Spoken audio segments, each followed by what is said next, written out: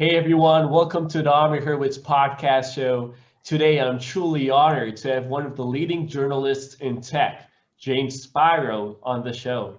James is a journalist and editor for Ctech by Calcalist and also writes for the Times of Israel. I'm happy to say that I also have a new blog on the Times of Israel, so feel free to check it out. James, thanks for being here. Thank you for having me. It's a pleasure. So feel free to tell us about yourself. Who is James Spiro? You know what? I ask myself that same question every day. No, look, I was born and raised in London, and I always had an interest in stories, and it didn't really matter how that story was told or presented. I loved the structure of the beginning, the middle, and end, the development, and how things change and turn. And I realized that I went through quite a few ways of enjoying these stories, and it was kind of what attracted me to journalism. And, you're living in history in real time, kind of, is how I used to imagine it. So, I played around a lot earlier on in school, in my early career. I did some marketing, I did some PR. It was weird. I was always attracted to journalism, and I did it for my BA at the University of Bedfordshire. But I never really thought I'd go into it as a career. And then the universe just kept on sending me these signs of things would come up and I'd brush it aside, or I'd be attracted to something that I wouldn't quite put my toes in the water. And then, a few years ago, I decided, screw it, let's do it.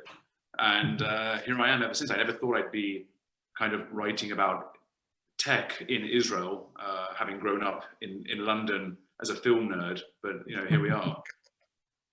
Awesome. So what is your favorite part of being a journalist? So my favorite part of being a journalist is kind of what I mentioned earlier, which is the story aspect. I love it how things grow and change and develop. And with journalism, there's always kind of a different vantage point to approach. And there's always someone else who has their side of the story about the same thing. So things are never just one-sided, and something that's nice specifically about tech journalism, specifically in Israel anyway, is the kind of support and camaraderie around it. I mean, everyone kind of just wants the best for everyone. It's a really wholesome community and an ecosystem. Everyone wants to be successful, and everyone wants to build the next Facebook or Google, and the kind of sector largely is supportive of that, and I think that's quite nice. And I like seeing the growth of companies and the stories that these companies tell. How does your day look like as a journalist? So I wake up and I have about 20 news alerts on my phone from various sources and various apps, and I kind of swipe through the boring ones, and I kind of open up the interesting ones. I wake up, I have a fairly usual routine. I try to have as much kind of peace as possible before I kind of get going. And one of the ways I do that is I walk my dog. So we wake up in the morning, I make some coffee, I walk around the block, we go to the park, and that's when I focus on kind of listening to music. I don't try to respond to messages or emails right away. I'm just kind of with him, and I'm in my own head. And then, like a lot of people, I've been working from home for the last year. So I get home, and I was fortunate enough to kind of have a walkable pet this year, but I really used my dog, Tom, to bookend my day. Mm-hmm. So I don't do any work before I walk him, and I don't do any work after I walk him, except for emergencies. But he's the kind of bookend of my day. Once we get home, we sit, and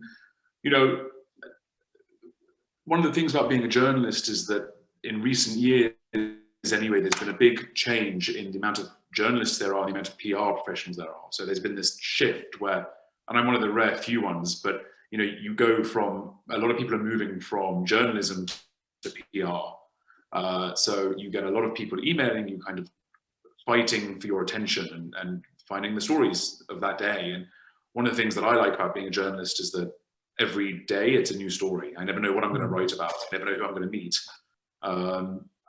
And that goes on, and things kind of come into my inbox, and I look at the story and I think, do I want to speak to this CEO? What does this founder have to say? what story are they trying to tell? What story do I want to tell? What do my readers want to hear? And that's how the day goes. Do you have a certain amount of articles that you need to publish in a day or something, like some sort of specific number? So yeah, I really couldn't do what I do without the wonderful team at Ctech. I kind of want to shout out to them. There's like a bunch of great people there. There's Ron, there's Ellie Hay, there's Alon and Yafit, and kind of all of us kind of work really hard to bring the best possible content. Ctech was kind of born as an English alternative to Calcalist, and Calcalist is one of Israel's leading Hebrew-written newspapers or online papers. And so what we try to do is we try to either translate those stories from Hebrew content and kind of Israeli audiences, and we try to globalize it, and we translate it into English, and we send it out to American audiences or British audiences. We aim for, I'll write anything between kind of 3 and 5 stories a day. I mean, today I wrote 3 stories, but I was also working on a backlog because I'd taken some time off. I was fortunate enough to kind of get out the city in the 3 days that I could.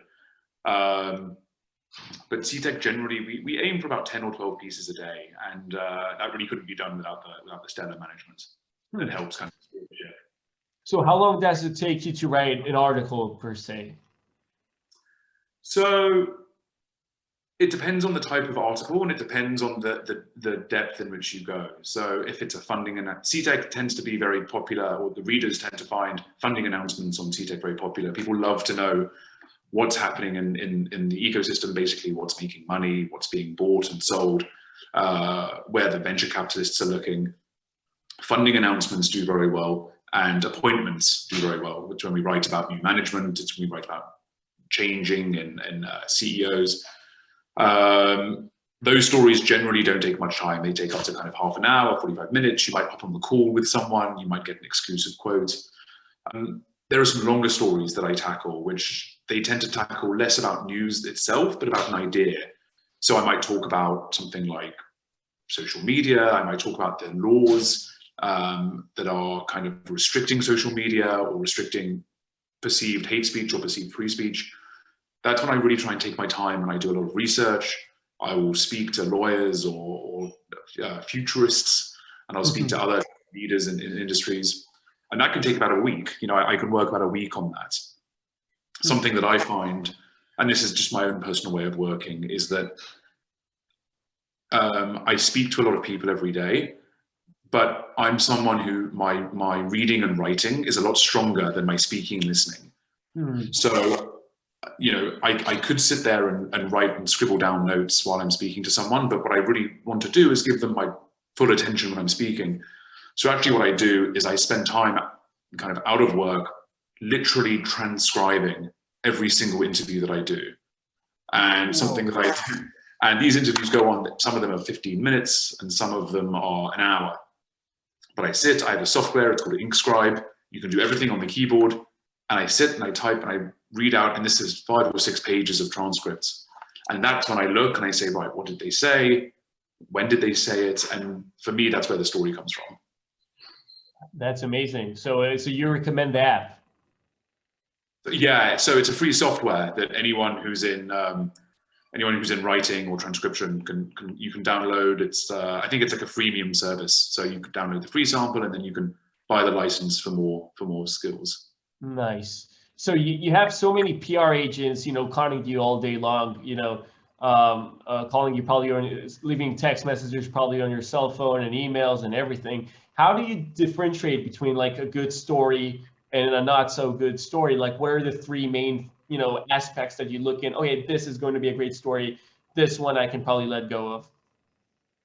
So it often depends on what you're doing on that day. So sometimes I'll have 3 or 4 different stories that I'm balancing, and I'm planning interviews for other people, and I'm transcribing the interviews from a few days ago.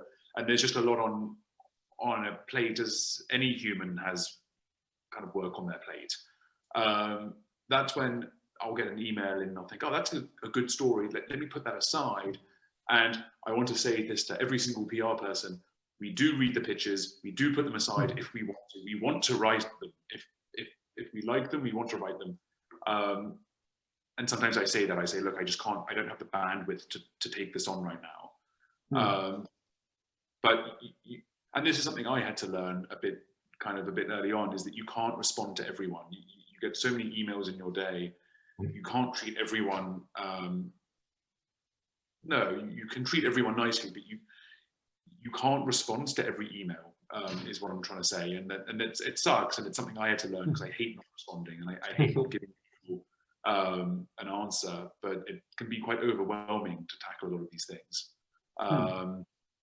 So that's what I would say. As kind of some free advice for PR people. I was once on a call similar to kind of what we're doing now, and I once received an email, and then I received a WhatsApp following up on the email, and then a phone call following up on the WhatsApp and following up on the email within about 20 minutes. And it was like, okay, like take a breath. But that's part of it, like as technology grows, you have more ways that you can be contacted, and it's a thin line on how to kind of best balance those. So you're obviously an exceptional writer, both in articles, blogs. I really enjoy your writing. What steps did you take to get to this kind of level, and what steps are you taking to increase, to get better? Like, what are your main writing tips? So that's very flattering, thank you. But behind every good writer is a great editor. So you've got to give a shout out there to the silent editors who read every piece of work and make them better. Look, I started writing at a young age. I was that kid that was 9 years old, that was typing away on like a very, very old laptop that had been passed down from an older sibling or an older cousin. And I was writing really while everyone else was kind of kicking footballs. I would say just always write. And it's something that, maybe it's a bit different nowadays, maybe times are changing, but I was a big believer when I was younger in kind of throwing content out there. Now, I would do it anywhere I could. I would write to any publication and I'd say, I would love just to give you a blog post. Here's something I've written. It's all yours. Do with it what you want. Just please give me a byline, or please put my name in the text. I don't even need to have a WordPress account or anything. Just put my name in there. And I was doing that for many years. I was throwing content out to these places that were taking op-eds or taking think pieces, because they need the content just as much as you want to give it. So it's a great relationship. And that's all I'd say, and kind of listen to editors, because you don't want to be too emotionally involved in your work and in your words. And sometimes things aren't clear, and sometimes things need to be explained, or you may be coming something from that end, but people are coming out from different ends. But to kind of hone in the writing skills, you need to basically do what I'm not doing now, which is to stay concise and just try to make it as clear as possible for the reader, or emotional, depends what you want. Who are some of your favorite writers? It can be, fiction writers. It could be, journalists, screenwriters. I know you're a big film fan. Me as well. So, yeah, no, thank you. So so I'm actually not much of a fiction writer. Fiction reader. I'm not much of a fiction reader. I like my fiction that I consume, I like to do that in the cheesiest ways possible, which is the kind of the Netflix shows and the Marvel films and the sitcoms. That's the fiction that I like to consume. In terms of writing, there's one author who he can publish his shopping list and I'll buy it and read it. And that's Mitch Albom. So Mitch Albom, he wrote things like Tuesdays with Maury, The 5 People You Meet in Heaven, The Magic Strings of Frankie Presto. I mean, for me, he's my favorite fiction writer, but he also does this amazing thing where he comes from a journalism background. So he blends non-fiction and fiction together in these, for me, they're the most marvelous stories. He's definitely one of my favorite writers. In terms of more non-fiction, I really loved the work from Ryan Holiday. So Ryan Holiday writes a lot about growth hacker marketing. He writes about stoicism a lot.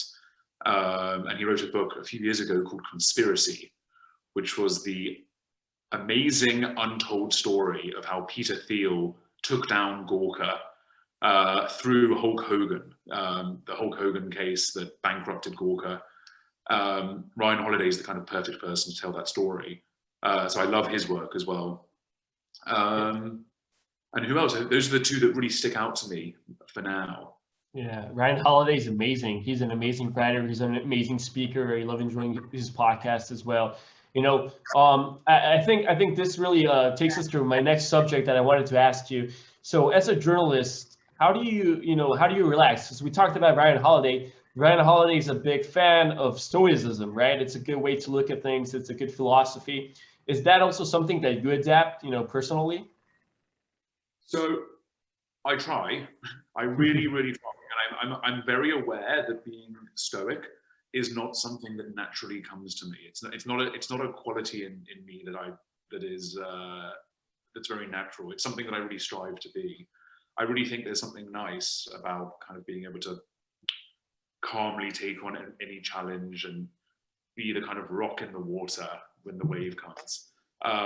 And so one of the things I think that he does, I don't want to speak for him, but one of the things I've seen that he reports on is he goes on a lot of runs and he swims. And something that I do when the gyms were open is I would swim. For me, that's my favorite thing to do because I'm on my own. My phone is locked away. I have no music. I have no podcasts. I have no calls, texts. It's just me completely underwater and I'm going up and down. I don't need to think about what I'm doing. I just do it. And wow. That's when my mind goes. And that's when I think, okay, what did I write today? And what do I want to write tomorrow? And what film do I want to watch? What do I want to have for dinner? It's kind of like for me, it's a way of kind of dreaming while awake. So for me, swimming is the way that I relax. Obviously, for the last kind of year, I haven't been able to do that very easily. So I go on walks. That's the alternative. It's a bit more tricky because my phone is with me, but I really like to go on walks. I like to kind of get my blood pumping around the body. That's great advice, and I think the audience can really benefit from also reading Ryan Holiday's books and also taking some time for yourself and figuring out what's the best way for you to relax and decompress. And I think that's very important. Where do you think modern journalism is going, right? With social media now being such a big thing, with digital media in general, it feels like the news are more headlines based and not as in depth as it was. Where do you think modern journalism is going? Yeah, look, obviously it's really tough. It's challenging because people are sharing articles that they're not necessarily reading and they're only clicking on things that have these sensational headlines. As a rule of thumb, generally, and I learned this quite early on in my career, if there's ever a question in the headline, it means the answer is no. So it's like a really nice, if you want to avoid clicking on these clickbait articles and they say, is so-and-so doing this? The answer's no. So that's some free advice. But from what I'm seeing, it's super interesting. I mean, we could talk for ages about how kind of trust in the media is at an all-time low. Everyone has a reason why they think that, and everyone has experiences that they believe represent that. I think that people are losing trust. I don't think they're losing trust in journalists. I think they're losing trust in institutions. And we're seeing trust in institutions crumbling. And that can be in the media, or it can be in our politicians, it can be in our school systems, it could be in our police. There are a lot of institutional problems that people believe exist in the world. And one of the ways I think that media can combat that is by being, people are more likely to read from specific writers and journalists than ever before. Mm-hmm. So you and I just spoke about Ryan Holiday. Now, if he writes something for, let's say, the Wall Street Journal, or he writes something for USA Today, or anyone, if any one writer writes for anything, we're going to follow where the writer goes. And I think that what the media is, I think where the media is heading and where journalism is heading is that people are going to be following people and not publications. And we're seeing that already with platforms like Substack, which I don't use yet, but it's one of my New Year's resolutions, although I'm a bit late. It's a kind of premium not premium, sorry, freemium. It's a freemium. You start off for free and you pay for these extra services where you sign up for newsletters. And what journalists are doing is they're saying, guys, give me, you know, $3 or $4 a month, $5 a month, and get a newsletter from me once a week. And the hope is that thousands of people ultimately sign up to these newsletters. And so what people will end up doing is they'll be going to people who, let's be honest, they have a lot more on the line in terms of their credibility. You know, if my name's on an article, it doesn't matter what the publication is. I want that article to be truthful. I want it to be accurate. I want it to be fair. And I think that's where people are going. People are going to be going to people and not publications. That's a great point. You know, with like everybody, we see it in advertising as well, that the personal brand is so strong, right? When you have your personal brand is in times much stronger than the company's brand, you really, they get the headlines more than their companies do sometimes, and it affects directly their companies and the way people treat their companies and the way people write about them. That's a great point. My last question for you today is, what books do you recommend that have really, you know, helped you both as a writer, and you mentioned some books before, but also like that helped you know spiritually in the mindfulness sense? Yeah, that's a great question. I mean, look, I'm somewhat of a binge reader. So what happens is I won't read for a few months, and then what I'll do is I'll read like a book in 2 or 3 days, and I'll read 10 of them kind of in a row, and then I won't touch a book for another 2 or 3 months. So some of the books I've read kind of in the last year are, I try to read non-fiction books that kind of open up my mind to ideas or themes. So one of them I have to start off by mentioning is The Four by Scott Galloway. He wrote a great takedown of Apple, Amazon, Google, and Facebook. And he writes about each one of them and their impact on all of us and the world. And I think that kind of in this current culture of fake news or big data and the Netflix Social Dilemma film, a lot of people are suddenly realizing what is happening and what these companies are capable of. So I think I would definitely recommend The Four. A second one is Bad Blood, which is the book about Theranos. It's, I think the subheading is Bad Blood: Secrets and Lies in a Silicon Valley Startup. I had to write it down. I don't want to misquote it, but I read it recently. It's a great book by John Carreiro. He's a writer from the Wall Street Journal. He wrote the whole history and collapse of Theranos, the startup that kind of frauded a bunch of people. And that was just a great read. I wish that I could write a book like that one day. That's kind of what the hope is. The last one I'm going to go for, I picked out 3, is Man's Search for Meaning by Viktor Frankl. So this is a book where, you know, he's a Holocaust survivor. He writes powerfully and truthfully about his experience in Auschwitz and how it impacted him. And I just think that it's a pretty profound book, and it shows the strength of humans and kind of how we fight every day. And there was one story that he mentioned in it that I kind of want to share, which is there are 2 types of people in this world. The first one, it's like if we all have these sticky notes, you know, and every single day you jot down something that you've done in the day and you put it aside. There are 2 types of people. One person will look at the shrinking number of stickies, and he'll think, oh my God, I'm running out of days, I'm running out of stickies, what am I doing? I'm not doing anything.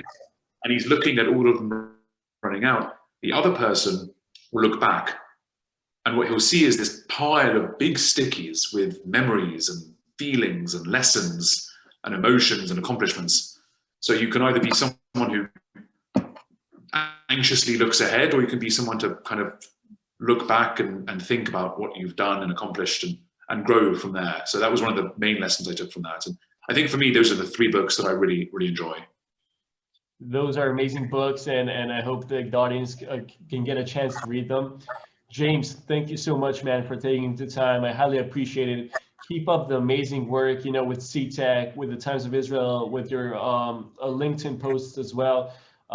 Keep doing really your amazing work, and I'm glad we have very talented journalists in our country like you. So thanks, man.